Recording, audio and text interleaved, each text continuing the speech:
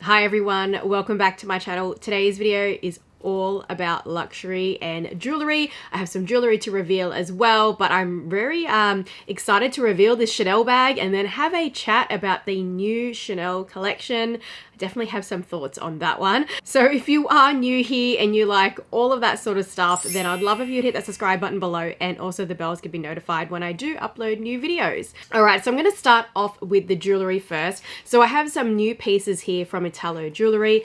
I absolutely love this brand. I would say that without a doubt, they are my most favorite jewelry brand. And a matter of fact, it's the only jewelry brand that I actually get genuine compliments on all the time. So I may as well show you the jewelry pieces from Italo that I have been wearing literally every day since I've owned them. So the first one is this ring. I always wear it on my thumb. This is their classic Eternity band, and I've had this one for well over a year now. And then the other bracelet that I've been wearing a lot, and this one is so blingy. This one really catches people's attention. This is a classic round cut tennis bracelet, and all of these are actually white sapphires, and also these earrings as well, these little mini hoop earrings. They're a white oval solitaire cut white sapphire. And then this necklace as well from Italo Jewellery, white sapphire, beautiful cross necklace. It's also gold plated, but what I noticed with Italo Jewellery, even though it is gold plated, it has lasted ages and ages and ages, and I wear this every single day. They do their gold plating over 925 sterling silver, so it's also hypoallergenic as well. All right, let me show you the two pieces that I have got from them. So you got this little travel pouch. So the certificate that you get with the Italo Jewellery tells you all like the specifics with it, like 925 sterling silver,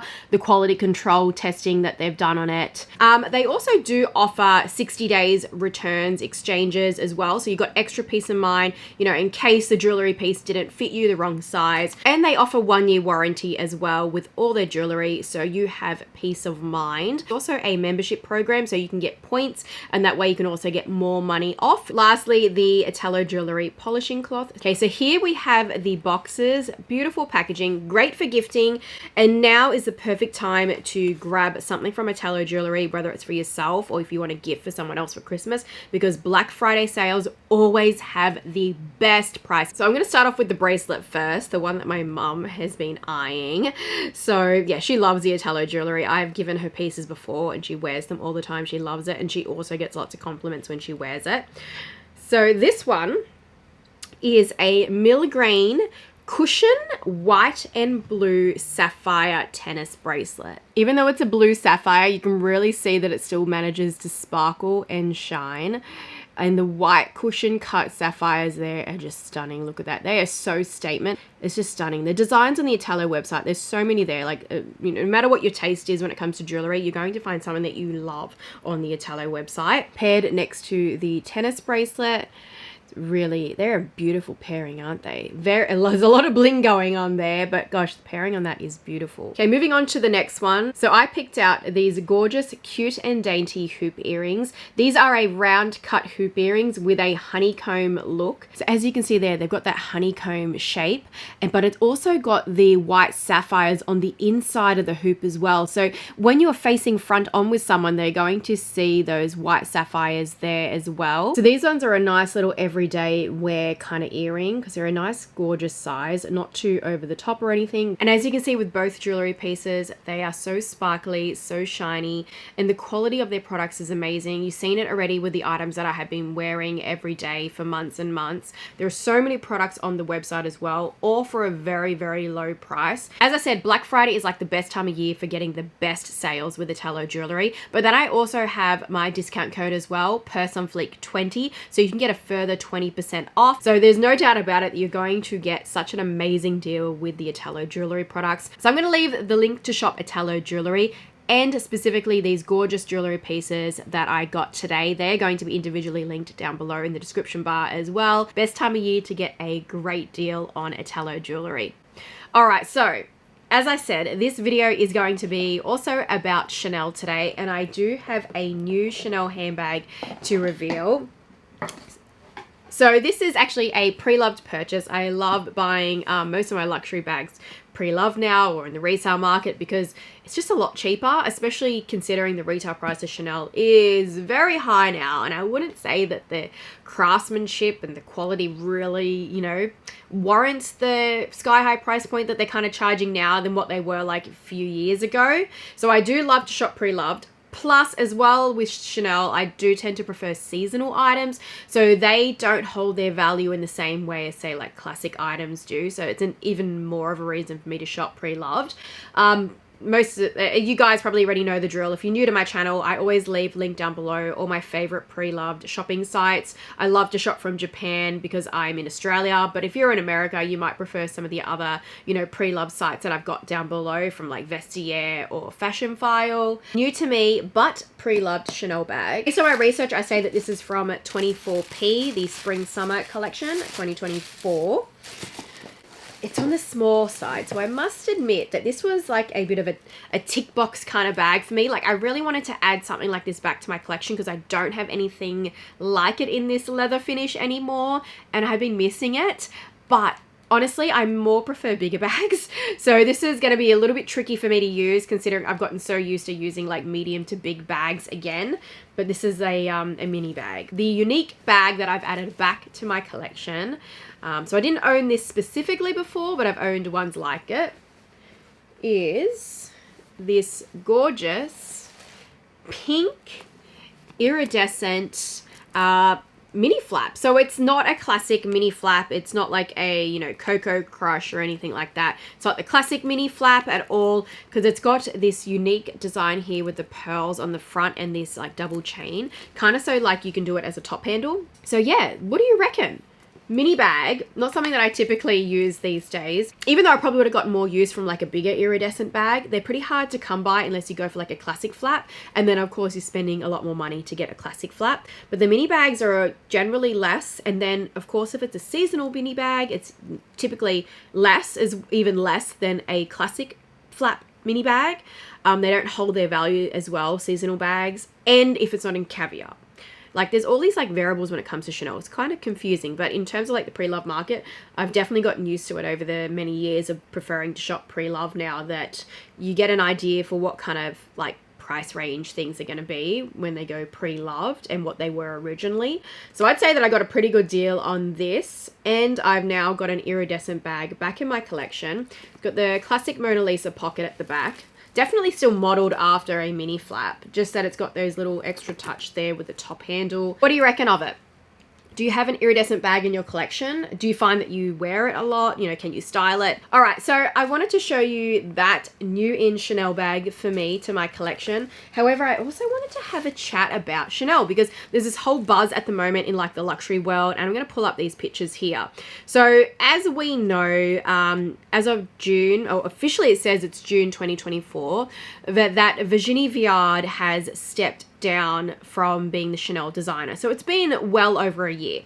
And with the designs before that we had kind of been getting, apparently it was from like, you know, the studio that was designing it. So it's probably like a mixture of like creative designers that are working together that already were like, you know, assistants. Kind of like with Virginie, she was the protege for Karl Lagerfeld. She was trained by him and she worked alongside him. So what she was producing was more so in Karl's name. But based on what I had kind of read and why she stepped down is that it seemed like Chanel perhaps was saying that she was underperforming and she was failing to generate the same hype that Karl was, you know, creating. Which I find to be so unfair because when you think about it, when Karl passed away, up until the time that she stepped down, we, and even if now, have gone through this economic period of people spending far less.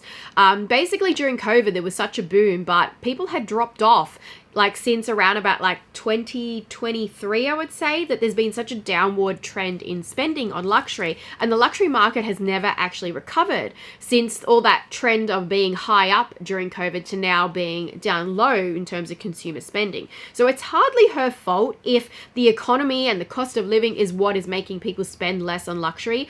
I don't think that's fair for Chanel if this is true.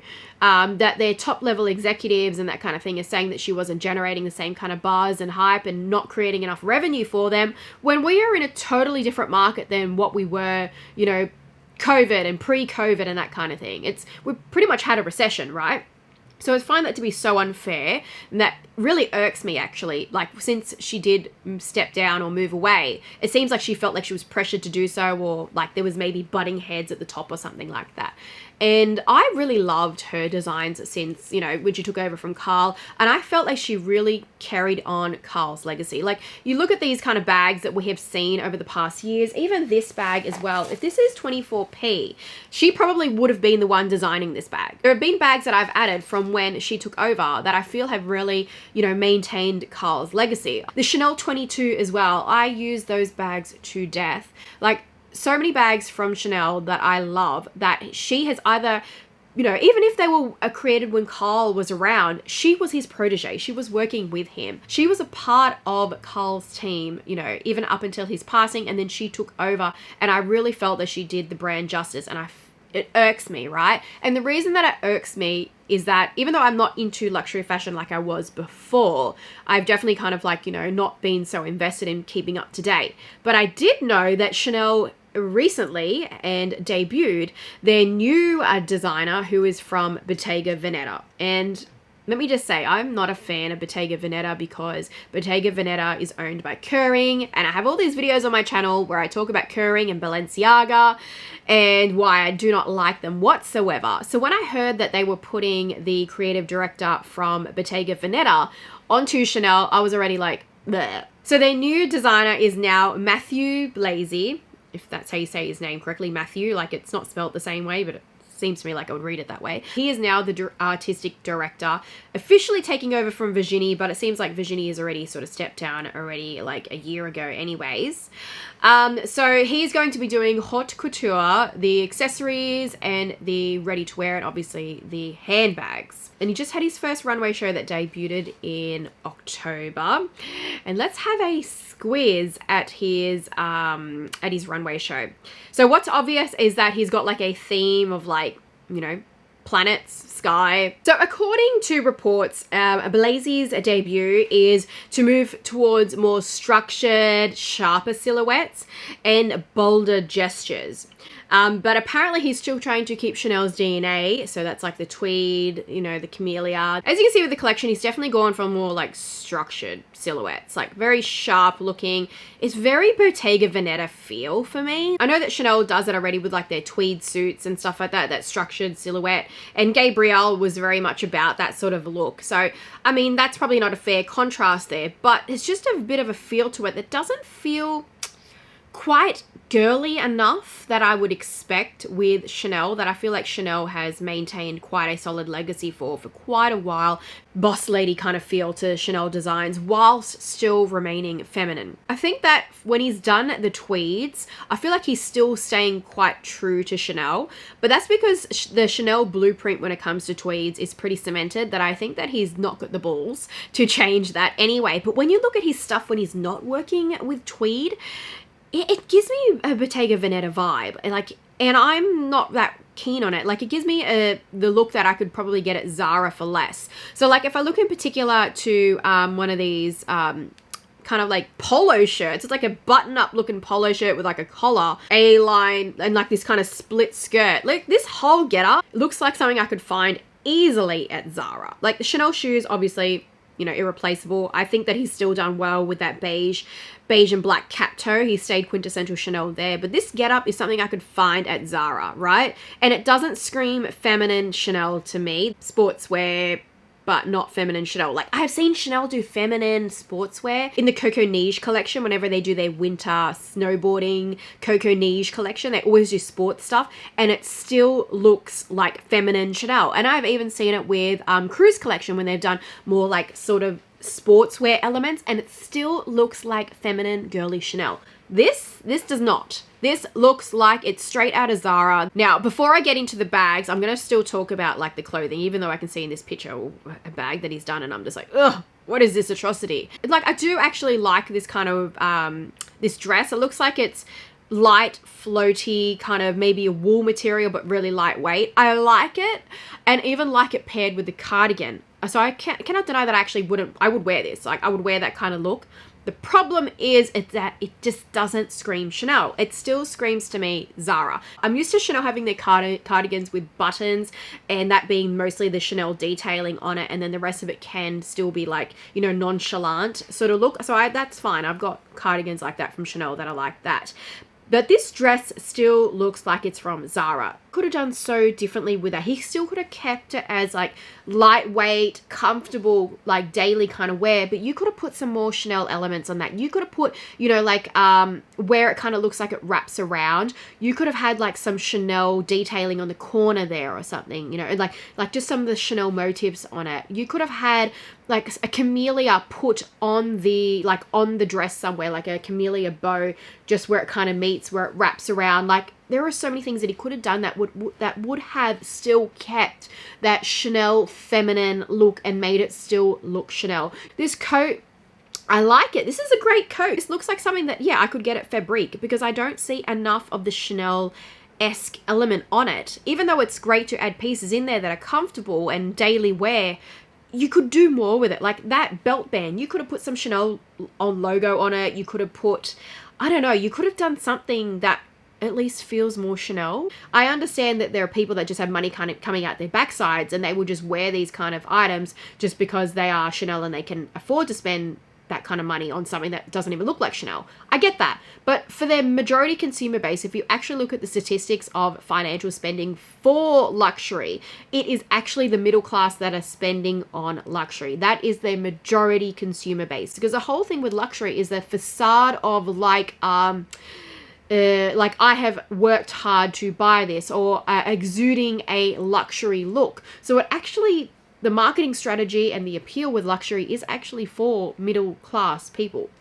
The whole, like, it's not even marketed for the very filthy, stinking rich. Even though we might like to say that it is, it actually isn't. They know who their core demographic is. Why would they design things that people are probably not going to be really that interested in buying? Unless they have to go around the route of buying it so they can get some of the other bags, because now Chanel has a bit of an Hermes game. So maybe that to them doesn't matter. They can sell ready to wear because people will need to buy that to maintain their profile in order to get some of the really hot seasonal bags anyways.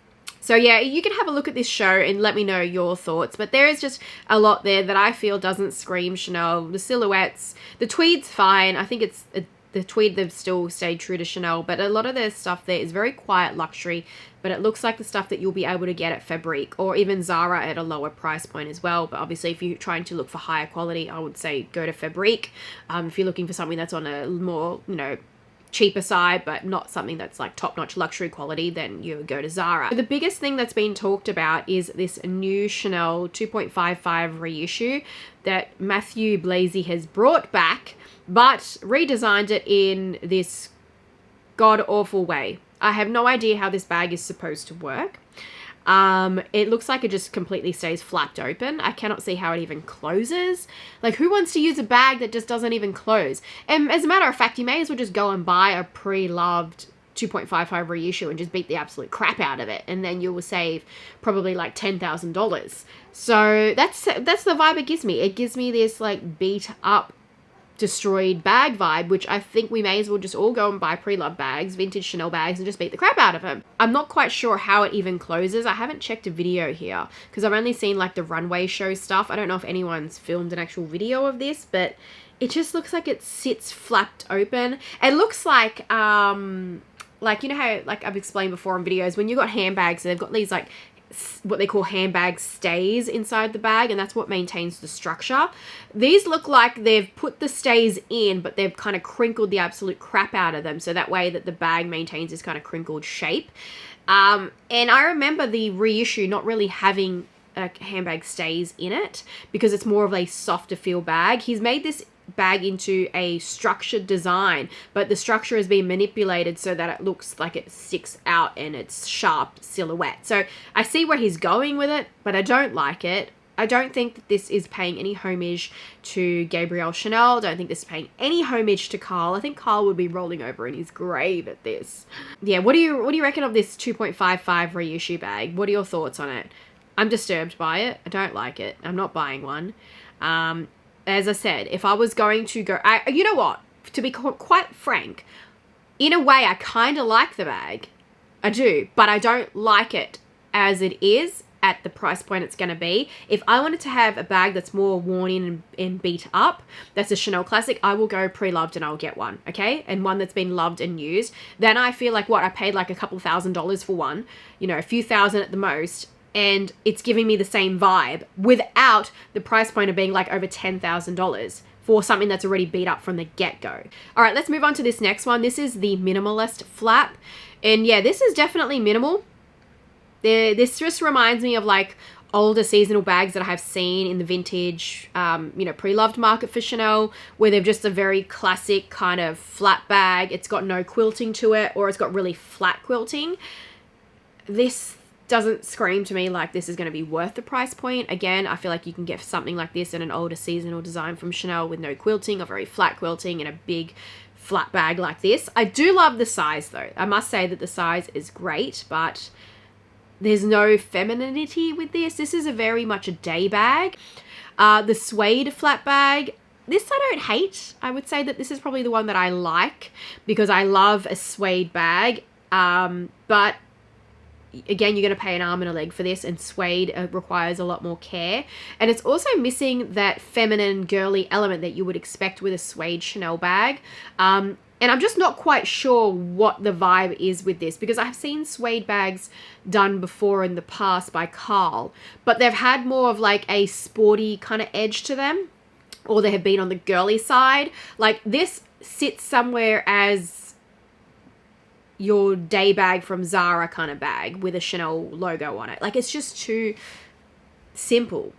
Way too simple. I went and grabbed a couple of my Chanel bags that I have that have like more of a flat quilt. So this one is a very old vintage Chanel. It's got more of a flat quilt, where back in the day they were more like, I don't know, there was less prominence to their quilts, I feel like, with the vintage stuff. Either that or it's just aged over time and the quilt goes flat. And I just think that there are so many other bags that you can look at in the pre-loved market that will give you a similar kind of casual day bag look. Another one is this older messenger bag. I've totally forgot what season this was, but this was like about, this would have been done by Virginie as well. It's at least a year or so old. So it's probably a 2024 release too, this one, this hobo messenger bag. But this has also got like a flat quilt to it. It's not puffy or anything. These bags just look, I don't know, all of them just don't give me anything unique. They really look like old seasonal stuff from the archives, stuff that was seasonal bags that no one searches up again pre-loved, but if they come across them for a good deal, they'll pull the trigger on them. They seem like those kind of bags, right? And then this one that I actually do like is it's a big giant suede bowling bag. But again, this is something I've seen in the archives as well from seasonal designs. This is something that's not monumental. This is not something that people are going to refer back and say, I really want to get this bag from, you know, X season, or this design really stood out to me. This is the stuff that gets forgotten. Like, let's go 10 to 15 years from now.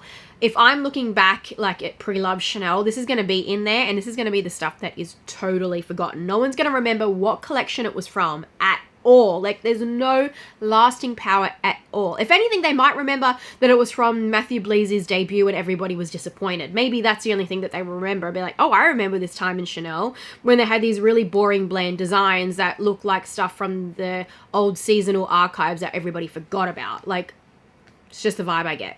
This CC tote gives me the old Chanel design that they had, which was called the Chanel Surf Tote or Executive Tote. There might have even been two different designs, but I feel like they look so similar that they pretty much like merge into the one. But it was, I remember it as the Surf Tote, but I think more often when you search it up, if you search Executive, it comes up. This reminds me of that. Like, it gives me that vibe. And again, you can find this bag really cheap in the pre-loved market as well. The other one is the new Supermodel Tote. This looks like the old, an old tote bag that I've seen in Caviar and the vintage market. It gives me that vibe, except it's just got this flat now over the top.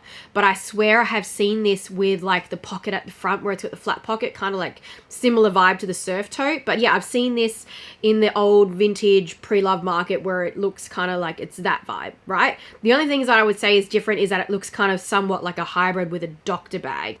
So totally reminds me of this old shoulder bag that I seen in vintage one from Chanel. I'll put it up on the screen, which one I'm talking about. I don't think it has a name to it. I can't remember if it did have a name, but this is all just stuff from the archives. Seriously. Like, I don't mind it because I don't hate it, because I actually would just go back to the archives now and go back and get vintage pre-love ones that are so similar to this. And if anyone's also going to do the same thing as me, we might jack up the prices a bit, but you still will save so much money on getting it, like these designs that they pretty much exist already in the pre-love vintage market. This shoulder classic flap, they're only showing like a mini version of it. I think this would be okay if it was a large one, but again, nothing really that fancy to it. Price point, unless it's going to be on the low end. Again, there's no chain detailing. It's all leather strap. The way that the strap is attached on the front of the bag is very like not the best for like wear and tear if you're gonna have some, if you have anything slightly heavy in the bag. The CC messenger bag, this one again, you'll find something just like that in the Chanel vintage archives. I have seen messenger bags just like that. Yeah, you can find something like this pre-loved. I guess retrospectively he's still staying true to Chanel, but he's not giving us anything that's unique and got staying power. I already know what's going to happen with all these items in like 10 years, even 5 years. They're going to be forgotten. There's nothing there that's going to stand out. Like there's stuff from like Virginie and Carl that has been created that I remember, like when it was done or what collection it was from, and maybe not always remember the year, but I'll be like, oh, that was from the Coco Cuba collection, that was from the Chanel La Porza collection, like that was from the Cruise collection. And I can even remember what like runway look that they had, like wearing, like the ready to wear. Like these were things that like I remember in my mind when they were released. These are all going to look back and go, I have no idea when the heck these came out, and they're just going to fall into the distant memory of what was created by Chanel. This bucket bag, I don't hate it. This is called the Hobo bag. I would say probably out of everything, I perhaps like this the most because I like that like I like that dual CC look on either side with the gold hardware there. The drawstring hobo, probably again, I like this one. I actually think that this is more unique out of everything because it's got a drawstring on the top, which I've seen with hobo bags, but typically I've seen it with bucket bags. This is not a bucket bag. This has got like a rectangular silhouette to it, and it looks like it's going to have like just a top handle perhaps only by the looks of it. I don't know if it'll have a crossbody feature. Okay, vintage inspired shoulder bag. I feel like all of this is all vintage inspired, to be honest. Yeah, okay. It's nice. Yeah, he's totally just gone back to the archives, hasn't he? It's okay, but there's nothing there that really makes me go, wow, that is so cool. I just look at it and go, okay, you've just put a Chanel logo on the top of the bag with a little peekaboo situation. That's what? And then you put the Chanel Rue de Cambon at the front instead of Chanel made in like Italy or France, and it's on the front of the bag. Okay. Very vintage-ish, but why would I pay like $6,000 probably, at least $7,000, $8,000, $9,000 maybe for that? The double face bag? Okay, double face bag. We've seen that done before. The twin flaps, like twin flap bags. I've seen this before. This is again something from the archives. Why is he just bringing, he's not even bringing anything new. He's pretty much, this whole bag collection is almost 95% stuff that's already been done before from the archives. Like literally already been done, like same vibe, same, a lot of the same everything already. This two-tone effect, also don't mind that because that's more unique. I actually like this two-tone one. This double face bag, I don't hate it, but again, like, I think it's nice. I've seen it before in the archives. Stuff like this already exists. I already know that the pricing of this, once it's come out for like a year, it's already going to drastically, hugely drop in the resale market because this is all stuff that's already been done before. Like there's nothing there that's going to be like, oh, this is going to be something that people want later on in like 5 years time still, and they're going to be chasing for it. No. These are all stuff that's already in the archives, like available right now, pre-loved. None of these bags have created a new classic Chanel. None of them. They're all pretty much reinterpretations of old vintage archive bags. None. I'm just flicking through again, and there's nothing there that's going to be a new classic or something that people are going to want to keep buying. Like the Coco handle, right? Wasn't created as a classic, but it became so popular that they just kept bringing it back and bringing it back. I don't see anything there that Chanel is going to keep bringing back. Or if they do, there's just still nothing there that makes it unique or pretty enough that it's going to have a cult fan base for, you know what I mean? They might try and bring it back again, but I just don't think anything there is really a cult fan base item. The only ones that I feel like are nice and different is the drawstring hobo bag. So I'm interested to see what other colors have come out in that. The hobo bag, which is like a bucket bag with some Chanel logos on either sides of the strap. I think that's nice. Also the double face bag, I like it. I know it already exists in the archives though, but I don't hate this one. I feel like this at least looks more like quintessential Chanel, girly, feminine. It just really depends on the price point, right? I like it, but I would like to see what the price point's going to be. I have no idea what Chanel was thinking. I'm speechless, actually, as a matter of fact, because when we look back at like stuff like this, like these vintage bags, they are loved forever. Everyone loves like the big, huge Chanel logo on the front there. At least if you was going to go back to the archives, why not go back to something like this? This is something that people really want. But yeah, that is it for today's video. Let me know your thoughts. Don't forget to check out Italo Jewellery. As I said, my favorite jewelry brand, and Black Friday sales being right around the corner. You can definitely get some great deals on them. All right, and don't forget to check out all the links below to the pre-loved sites that I love to shop from, because you're going to find a lot of these designs already exist. But yes, that is it for today's video. Thank you very much for watching, and I will see you in my next one. Bye.